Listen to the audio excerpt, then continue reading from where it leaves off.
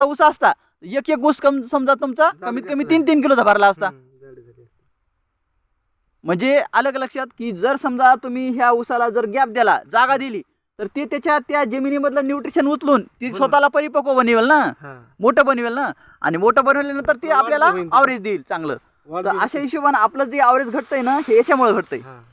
म्हणजे आपण काय केलं माहिती आहे का, सर्वसाधारण तुम्हाला जर गणित सांगायचं म्हणलं किंवा उदाहरण द्यायचं म्हणलं तर कसं आहे की समजा आपल्या कामाची पावणे 100च होती आणि आपण पत्रिका लग्नाला छापले 1000 आणि आपण त्या 900 माणसाला जेवायला बोलिलं आणि ज्या दिवशी त्या 900 माणसापैकी आपण एखाद्याला फोन केला, अरे मला 1000-2000 काम आहे ते म्हणते नाही बाबा माझे पैसे नाहीत. किंवा एखाद्याला समजा तुम्ही बोलिलं बी, अरे मला जसं काम इकडे ये, ते म्हणते नाही नाही मला काम नाही, मी चालू दुसऱ्या गावाला.